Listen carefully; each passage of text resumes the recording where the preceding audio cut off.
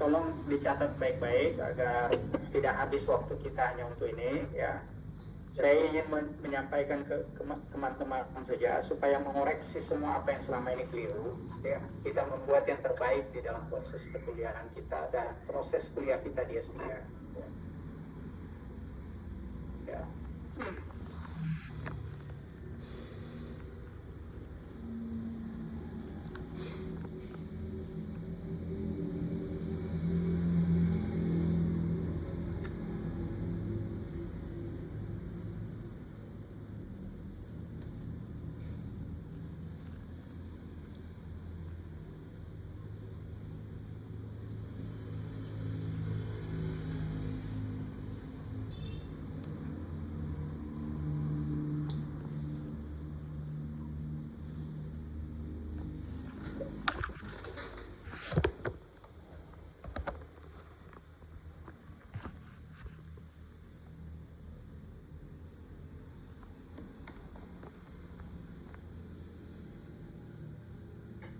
Bapak bisa mengamati ini?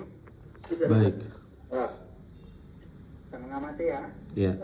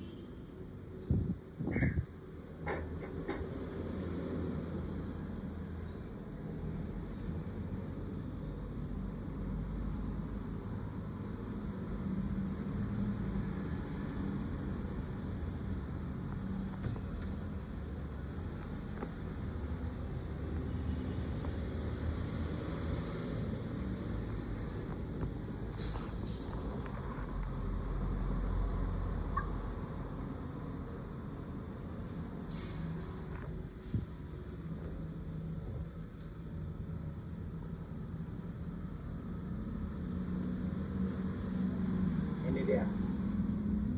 Bisa diamati Pak? Ya. Ini adalah pernyataan hipotesis statistik untuk hipotesis nol. Nah, hipotesis alternatifnya ini kita copy saja. Ya.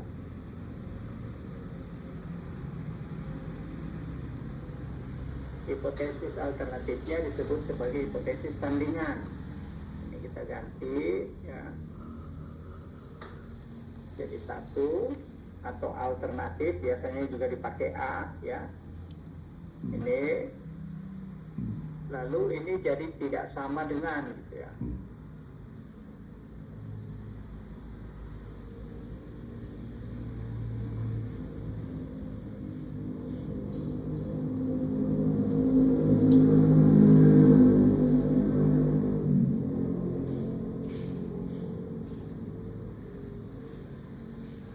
Paling atas Pak, sampingnya sama dengan.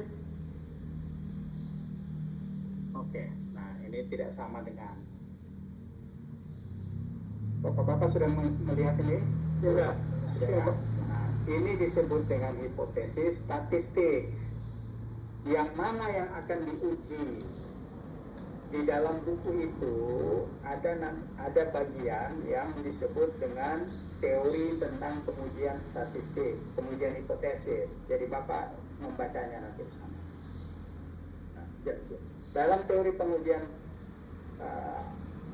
hipotesis itu, Gujarati sudah menuliskan yang diuji itu adalah hipotesis nol, bukan hipotesis alternatif. Bukan hipotesis 1 atau hipotesis A. Jadi hipotesis yang diuji itu adalah hipotesis nol. Dan pengujian hipotesis nol itu nanti keputusannya adalah menerima hipotesis nol atau bukan menerima, menolak hipotesis nol atau tidak menolak hipotesis nol. Disebutkan di situ oleh Gujarati reject or not reject null hypothesis. Jadi selama ini kita banyak yang menggunakan cara hipotesis itu kemudian diterima atau ditolak. Tidak. Di dalam Gujarati sudah tegas, yang diuji itu adalah hipotesis nul. Dan hipotesis nul itu keputusannya adalah menolak atau tidak menolak. Reject, menolak, or not reject, atau tidak menolak. Jadi bukan menerima atau menolak, bukan. Ya. Dan ingat, hipotesis yang diuji itu bukan hipotesis alternatif, bukan hipotesis A atau hipotesis 1, tapi yang diuji itu adalah hipotesis nul yang ada di sini, yang bagian atas nih, bagian atas ini yang diuji. Ini yang diuji. Pengujiannya itu kita nyatakan bahwa B2 itu sama dengan 0. Ingat tadi, B2 adalah MTC. Halo? Iya. B2 adalah MTC. Ya. B2 itu tadi ada 0,51, ada 0,58. Ya. Kita ambil saja yang 0,51. Artinya, kalau ada kenaikan Rp1 pendapatan, ada setengah rupiahnya digunakan untuk menambah konsumsi. Berarti ada pengaruh pendapatan terhadap konsumsi. Bisa paham ini Pak ya? Iya. Siap. Siapa namanya? Fauzan masih ada nih? Fauzan siapa? Masih ada Pak? Masih ada. Ya. Oke. Lalu karena kita nyatakan bahwa ada pengaruh, ya, jadi MPC-nya itu adalah 0,51. Kalau Rp1 kenaikan pendapatan, maka ada setengah rupiahnya digunakan untuk menambah konsumsi. Kalau Rp100 kenaikan pendapatan, maka ada Rp51 digunakan untuk menambah konsumsi. Tegas ya Pak ya? Baik. Tegas ya? Iya. Bisa ditangkap ini, Fauzan? Ya Allah, Pak. Fauzan bisa menangkap ini? Bisa Pak, bisa. Oke. Nah, maka pengujian hipotesis dipantaskan hanya untuk menguji hipotesis nol. Sementara hipotesis penelitian kita nyatakan bahwa ada pengaruh pendapatan terhadap konsumsi. Gitu ya. Baik. Itu hipotesis penelitiannya. Kita operasionalkan menjadi H0-nya dan H1 atau H alternatifnya. Bisa ya? Iya. Karena di sana juga dinyatakan H0 yang diuji, maka yang kita harapkan untuk ditolak itu adalah H0. H0 untuk ditolak itu di mana B2 itu kita anggap sama dengan 0, bahwa tidak ada pengaruh pendapatan kepada konsumsi. Jadi kalau B2-nya kita samakan dengan 0, maka berapapun kenaikan Y-nya, berapapun kenaikan X-nya, berapapun kenaikan pendapatannya, Iya. itu tidak akan punya pengaruh terhadap Konsumsi. Iya. Bisa ya? Iya. Halo, sekali lagi tangkap ini. Kalau tidak ada yang belum ditangkap, nyeletuk, jangan diam. Ya. Bisa dipahami nih? Bisa, Pak. Siap Pak. Jadi kalau begitu, kita menganggap hipotesis nolnya ini bahwa pendapatan itu tidak punya pengaruh. Lalu kemudian hipotesis penelitiannya kita letakkan di B1. Kita letakkan di H alternatif atau di H1 gitu ya. Ya saya sebutkan saja H alternatif ya. H alternatif itu boleh tulis H1, boleh tulis H gitu ya. Hipotesis penelitiannya diletakkan di H alternatif, yaitu tidak sama dengan 0. Ya, tidak sama dengan 0. Nah, sekarang kita menemukan angka 0,51. Apakah dia sama dengan 0 angka itu atau tidak sama dengan 0 angka itu? Iya. Tidak sama. Ya. Itu yang kita uji. Kita ujinya yang mana? Hipotesis nolnya, yaitu B2 sama dengan 0. Berarti penelitian kita sedang mengupayakan untuk menolak hipotesis 0. Paham ya? Ya. Bisa ya? Baik. Nah, hipotesis ini menunjukkan hipotesis dua arah. Kenapa? Sama dengan 0 dan tidak sama dengan 0. Seolah-olah kita hanya bilang yaitu benar sama dengan 0 atau tidak sama dengan 0. Berapapun dia, tidak sama dengan 0-nya berapapun dia. Faktanya kita memiliki dua sampel. Ada yang 0,51, ada yang 0,58. Lalu angka yang mana yang kita akan pakai gitu ya untuk ujiannya, untuk mengujinya. Maka itulah dalam penelitian tingkat lanjut, ini tingkat dasar nih. Kalau hipotesis ini namanya hipotesis, pengujiannya ini hipotesis dua arah. Ya. Dua arah, hanya sama dengan atau tidak sama dengan. Hipotesis yang lebih tinggi statusnya itu adalah pengujian satu arah. Satu arahnya itu boleh jadi ke kiri atau boleh jadi ke sebelah kanan.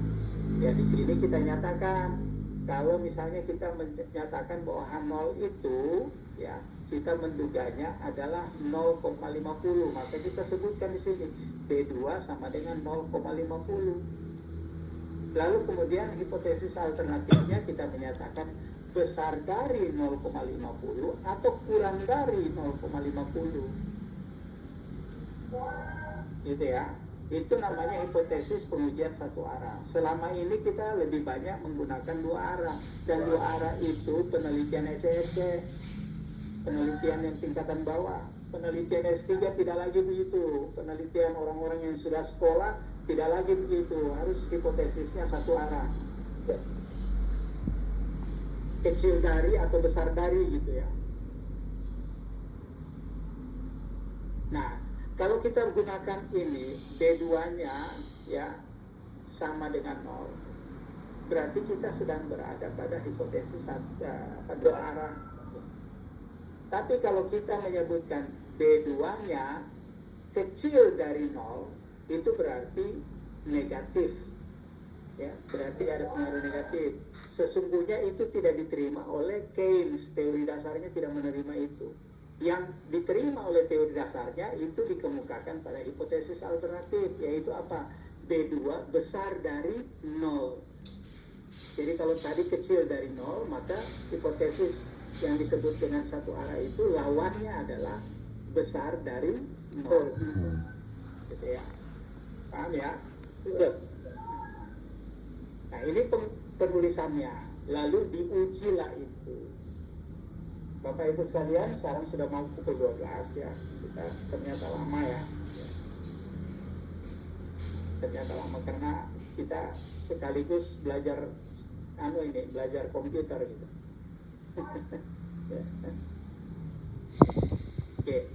Nah, maksudnya belajar menggunakan komputer dengan fitur-fitur yang ada untuk memudahkan kita dalam penulisan.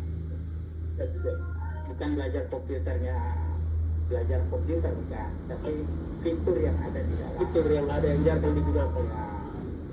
Ya. Nah, lalu bagaimana mengujinya ini? Pengujian ini dilakukan dengan T-test.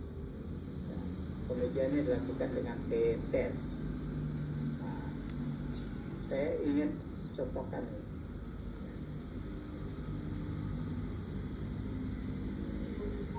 ini. Ini ada T-test. Ini kan yang tadi ya, yang 0,58 dengan 17,16. Yang mana T-testnya itu? Ini kita dapatkan T statistik nih. Bisa dilihat ini Pak? Iya. T statistik. Iya. T statistik. Lalu ada di sebelahnya itu, kalau kita gunakan T statistik ini, kita harus bandingkan dia dengan T tabel. Sementara hasil komputasi sudah memudahkan kita untuk melihat hasil ini langsung tanpa membandingkannya dengan T-tabel. Kalau kita pakai tes statistik berarti kita cari lagi tabelnya. Hasil pengolahan data itu sudah tidak lagi memaksa kita untuk mencari data, yaitu ada sandingannya, ada pendampingnya, ada disebut p-value. P-value ini ada di sini nih 0,169, lalu di sini teman-teman ini angka ini bisa nggak bapak-bapak artikan nih? Ya. Apakah ini besar dari 0 atau kecil dari 0 nih Pak? Besar dari 0. Oke, salah semua. Ya, saya coba untuk membuat format selnya agar kita sadar.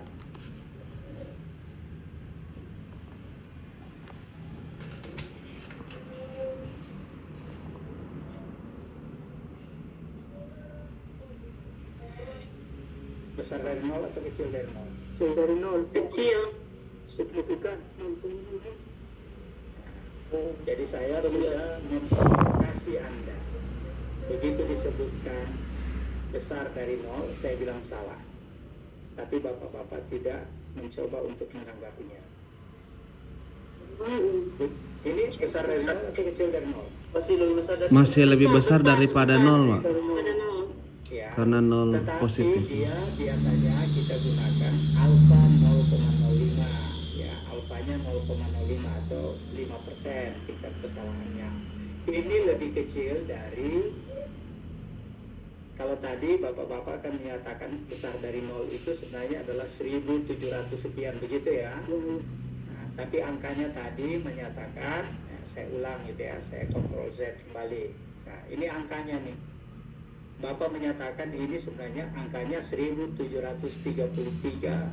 bla bla bla gitu ya. Nah, jadi sebenarnya kalau ada angka begini ada 5 nol sebelum angka 1. Ada 5 nol sebelum angka 1. Sebelum angka 173 ini. Ya. Bisa? Iya, Pak. bisa. Bisa, Pak. Nah, kita ambil contohnya. Ini dia. Betul nggak itu angka 5 angka 0 sebelum 1? Betul, Pak. 1, 2, 3, 4, 5 baru 1, 7, 3, 3. Ya. Maka kalau kita melihat p-value di sini untuk angka NPC-nya itu setara dengan signifikan. Artinya angka ini kecil dari 0,05. Kalau ditabelkan dia pasti T hitung ini, T statistik ini pasti lebih besar dari T tabel. T hitung lebih besar dari T tabel maka itu angkanya signifikan. Sehingga kita dapat menolak hipotesis 0. Ya, menolak hipotesis 0 bahwa angka itu B2 itu harusnya adalah besar, tidak sama dengan 0. Artinya ada pengaruh gitu ya, ada pengaruh. Nih, ya. Bisa dipahami ya, Pak, ya. Iya. Lalu angka ini p-value, angka reratanya, interceptnya gimana? Angka interceptnya kalau secara individual, angka interceptnya ini ternyata kecil dari besar dari angka 0,05. Itu artinya bahwa kita tidak bisa mempercayai bahwa angka ini betul-betul 17,169 atau 17,17. Ya, artinya tidak signifikan dia. Ya, tidak signifikan. Tapi kalau angka ini signifikan, artinya MPC ini bisa kita percaya. Kalau ada kenaikan 100 rupiah, maka ada 51 rupiah digunakan untuk menambah konsumsi. Kita percaya itu. Signifikan. Oke. Lalu kita dapatkan ini signifikan. Lalu gimana dengan yang ini? Hipotesis mana yang hipotesis nolnya nyatakan apa? B2 sama dengan 0. Maka hipotesis 0 ini ditolak. Ya. Jangan lagi kita menyebutkan HA diterima. Tidak. Di dalam bukunya, coba pelajari di bukunya itu, dia hanya menulis yang diuji adalah hipotesis 0 dan itu keputusannya hanya ditolak atau tidak ditolak. Kalau dia ditolak berarti keadaannya adalah tercantumkan pada hipotesis alternatif, bukan hipotesis alternatif diterima, bukan. Jadi kalau hipotesisnya itu hanya 2, ditolak atau tidak ditolak. Kalau dia ditolak, berarti yang terjadi adalah hipotesis alternatif. Kalau dia tidak ditolak, maka yang terjadi adalah hipotesis nulnya, bahwa dia tidak berpengaruh. Bisa ya Pak ya? Kalau dipelajari itu di bidang ya.